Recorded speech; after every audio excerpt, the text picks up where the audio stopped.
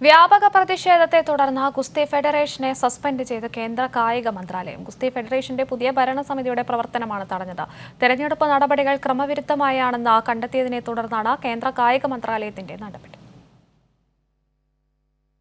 അവസാനം കേന്ദ്ര സർക്കാർ ഗുസ്തി താരങ്ങളുടെ പ്രതിഷേധത്തിനു മുന്നിൽ മുട്ടുമടക്കി.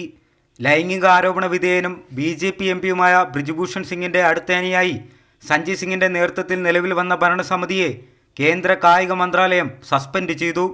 തെരഞ്ഞെടുപ്പ് നടന്നതിൽ അപാകത സംഭവിച്ചുവെന്ന് കായിക മന്ത്രാലയത്തിന് അവസാനം സമ്മതിക്കേണ്ടി വന്നു. പുതിയ ഭരണസമിതിക്കെതിരെ കായിക താരങ്ങളുടെ വൻ പ്രതിഷേധമുയർന്ന സാഹചര്യത്തിലാണ് കേന്ദ്ര സർക്കാരിൻ്റെ ഈ പിൻവാങ്ങൽ. വാർത്താ സമ്മേളനത്തിൽ താൻ ഇനി ഒരിക്കലും മത്സരത്തിലില്ലെന്ന് സാക്ഷി മാലിക് പ്രഖ്യാപിച്ചു.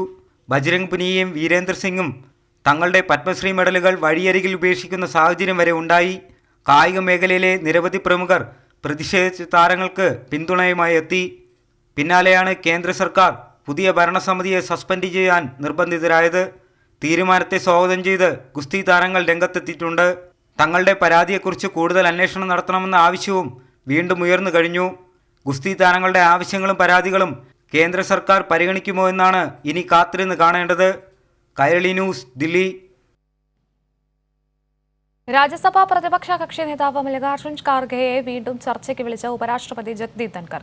പാർലമെന്റിലെ പ്രതിഷേധം, MPമാരുടെ സസ്പെൻഷൻ തുടങ്ങിയ വിഷയങ്ങൾ ചർച്ച ചെയ്യാൻ നാളെ തന്റെ വസതിയിൽ വെച്ച് കൂടിക്കാഴ്ച നടത്താമെന്നാണ് ഉപരാഷ്ട്രപതി അറിയിച്ചത്. സഭസ്തംഭനത്തിന് പിന്നിൽ പ്രതിപക്ഷമെന്ന വിമർശനവും ഉപരാഷ്ട്രപതി ഉയർത്തുന്നുണ്ട്. നേരത്തെ ചർച്ചയ്ക്ക് വിളിച്ചിരുന്നുവെങ്കിലും ഞങ്ങളതിന് തയ്യാറായിരുന്നില്ലെന്നും പ്രതിപക്ഷത്തിന്റെ തന്ത്രങ്ങളെക്കുറിച്ച് ഇപ്പോൾ പറയുന്നില്ലെന്നുമാണ് കത്തിൽ വിമർശനം ഉള്ളത്.